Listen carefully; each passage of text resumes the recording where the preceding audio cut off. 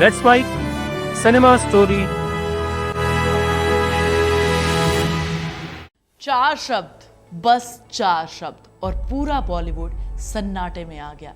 लेकिन ये सिर्फ एक सवाल नहीं था, ये सालों के सब्र का बांध टूटा था। ये था भाईजान का वो अंदाज जिसे हम दबंग में स्क्रीन पर देखते हैं। हम यहाँ के रॉबिन हुड हैं, रॉबिन हुड पांडे।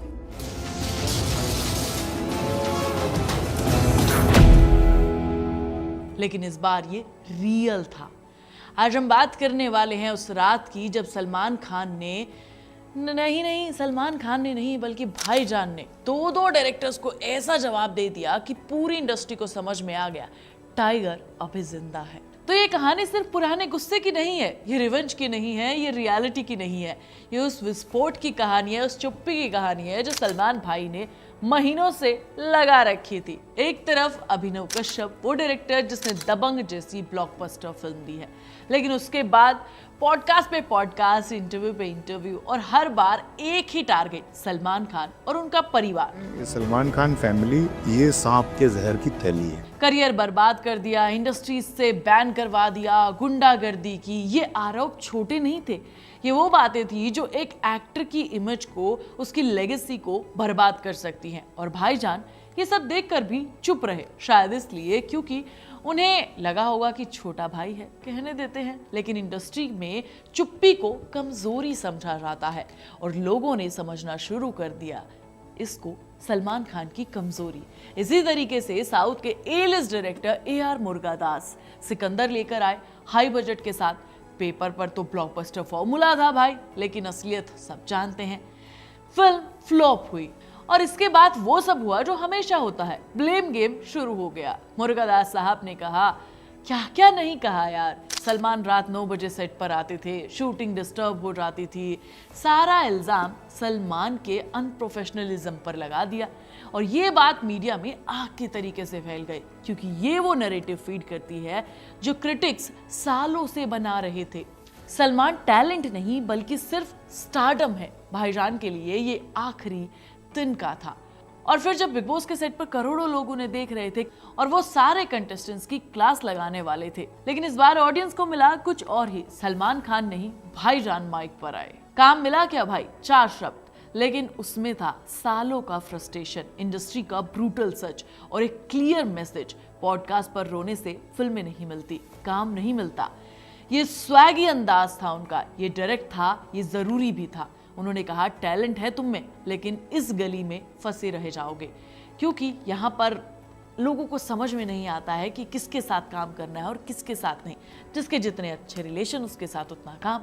एक तरफ उन्होंने रिस्पेक्ट दी तो दूसरी तरफ रियलिटी चेक भी समझा दिया। मुर्गादास जी ने काउंटर किया और उसके बाद फिर वो मोमेंट आया जिसने पूरी डिबेट को ही बदल कर रख दिया। सलमान ने पूछा, अगर रात 9 बजे आने से सिकंदर फ्लॉप हुई तो मद्रासी क्यों फ्लॉप हुई? उनका हीरो तो सुबह 6 बजे सेट पे आ जाता था। ये सिर्फ काउंटर अटैक नहीं था, ये था एक लॉजिकल बॉम्ब जिसने मुर्गादास के पूरे आर्गुमेंट को डिस्ट्रॉय कर दिया। मैसेज क्लियर था, फिल्में पंचुअलिटी से नहीं, स्टोरी और एग्जीक्यूशन से चलती हैं, और यही वो मुर्गादास को समझाने की कोशिश कर रहे थे। और ऑनेस्टली वो सही भी थे। इंडस्ट्री में कितनी ऐसी फिल्में हैं जहां सब कुछ प्रोफेशनल था लेकिन फ्लॉप हो गई फिल्म कि लोगों को पसंद नहीं आई। कितनी ऐसी फिल्में हैं जो सेट पर क्योस थे, लड़ाई थे, झगड़े थे, लेकिन उसके बाद भी मूवी हिट हो जाती है। अब जरा सोचिए, सलमान खान 30 साल से इंडस्ट्री में है, क्या आपको लगता है कि वो बिना सोचे समझे भड़क जाएंगे? नहीं ना। ये कैलकुलेटेड था और इसके पीछे 3 बड़ी वजहें थी, लगातार फ्लॉप फिल्में, क्रिटिसिज्म और डायरेक्टर्स का ब्लेम गेम। सलमान की इमेज पर असर पड़ रहा था। इस आउटबर्स्ट से उन्होंने साबित किया कि मैं अभी भी वो इंसान हूं जो झुकता नहीं है, बोलता हूं, अपना मैसेज, अपनी चीजें क्लियर रखता हूं। मेरे नाम से फिल्म बेचो, लेकिन फ्लॉप होने पर मुझ पर ब्लेम मत डालो, वरना जवाब नेशनल टीवी पर मिलेगा। और सबसे बड़ी वजह, जो कोर ऑडियंस अभी भी कंफ्यूज है, आपको वापस पाना चाहती है, उनको यही सलमान चाहिए, अनफिल्टर्ड, रियल, दबंग। और उस रात उन्हें एग्जैक्टली वही मिला। लेकिन क्या ये सही स्ट्रेटजी है? अब थोड़ा सा एक ऑनेस्टी की बात करते हैं। फैंस भी और लॉयल फैंस भी सब हैं, ओपनिंग डे पर कोई फर्क नहीं पड़ता भाई कि कितने कितने पैसे कमाए। रियल इमेज जो स्ट्रॉन्ग अगर आपकी होगी तो आपकी मूवी ऑब्वियसली पैसा कमाएगी। दूसरी तरफ टैलेंटेड यंग डायरेक्टर्स डरेंगे, क्रिएटिव कंट्रोल के इश्यूज बढ़ेंगे, स्क्रिप्ट क्वालिटी और बाकी सारी चीजें गिरती चली जाएंगी, क्योंकि अल्टीमेटली बॉक्स ऑफिस ही असली जवाब देता है। तो देखो भाई, इस पूरे सिनेरियो से मैंने तो ये सीखा कि ये कहानी सिर्फ सलमान खान की नहीं है, ये हर उस इंसान की है जिसे लगता है कि सक्सेस के बाद क्रिटिसिज्म बंद हो जाएगा। बंद नहीं होता, बल्कि और ज्यादा बढ़ जाता है। सलमान ने जो किया वो जरूरी था, लेकिन अब असली टेस्ट है उनकी अगली फिल्म। अगर वो हिट होती है तो एक नॉर्मल मूवमेंट बन के रह जाएगा, और अगर वो फ्लॉप होती है तो लोग कहेंगे बातों से नहीं फिल्में चलती हैं, अपनी मेहनत दिखानी पड़ती है, कहानी दिखानी पड़ती है। तुम्हें क्या लगता है कि सलमान खान ने जो किया वो सही था या फिर नहीं? उनका गुस्सा इस तरीके से निकलना, उनका स्क्रिप्ट का चॉइस करना, वो सब पर आने वाले टाइम पर डिपेंड करेगा। लेकिन इस गुस्से पे आपका क्या कहना है, मुझे कमेंट करके जरूर बता देना। कि भैया इन दिनों एक बड़ी हिट की तलाश में है। बड़े मियाँ छोटे मियाँ, खेल खेल में, सरफेरा, मिशन रानीगंज से लेकर केसरी 2, हाउसफुल 5 तक किसी ने भी उम्मीद को पूरा नहीं किया है। लेकिन क्या जॉली LLB 3 का कोर्टरूम ड्रामा बॉक्स ऑफिस पर अपना राज साबित कर पाएगा? खिलाड़ी कुमार, जरा समझते हैं कि जॉली LLB 3 में उनसे क्या उम्मीद की जा सकती है। अक्षय को लोग खिलाड़ी कुमार कहते हैं, एक्शन, कॉमेडी, मसाला सब। लेकिन जॉली LLB 3 से खास उम्मीद होने की एक बड़ी वजह है पिछले 15-20 साल में जब उन्होंने कोर्टरूम ड्रामा, कानून और समाज से जुड़ी कहानियों वाली मूवी की है ना, तो उसमें से एक हिट मिली है। पैडमैन, टॉयलेट एक प्रेम कथा, OMG और जॉली LLB 2, ये हर बार हिट हुई है कोर्टरूम वाली उनकी मूवी। खास टैलेंट निकल कर आता है इन मूवीज में उनका।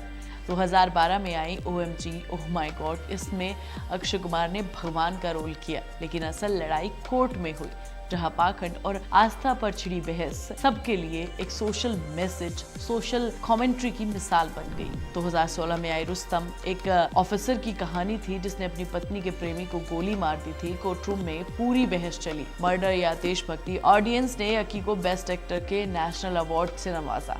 समझ रहे हैं इस बात को आप? फिर 2017 में जॉली LLB 2, जहां अक्षय को अरशद वारसी के जॉली से अलग बनकर दिखाना था और फिल्म को नया और सक्सेसफुल बनाना था। इस बार वो एक ऐसे वकील बने जो खुद गलतियां करता है, लेकिन आखिर में सिस्टम से लड़कर सच सामने लाता है। फिल्म हिट रही और लोगों को लगा अक्षय एकदम परफेक्ट बैठते हैं कोर्टरूम ड्रामास में। 2017 में आई टॉयलेट एक प्रेम कथा, जहां एक सोशल इशू लिया गया। किसी को उम्मीद नहीं थी, लेकिन फिर फिल्म ने 300 करोड़ कमा लिए और सबको चौंका दिया। 2018 में आई पैडमैन, सबको लगा कि अक्षय कुमार गलती कर रहे हैं, लेकिन 90 करोड़ की ये फिल्म 150 करोड़ कमाती है। 2019 में आई केसरी, ये कोर्टरूम नहीं था, लेकिन यहाँ भी अक्षय कुमार ने न्याय और बलिदान की भाषा बोली। पूरे देश को, पूरे भारत को गर्व का एहसास कराया इस मूवी ने। इस फिल्म को हम एक ऐतिहासिक कोर्टरूम मान सकते हैं, जहां पर तलवार से इंसाफ हुआ।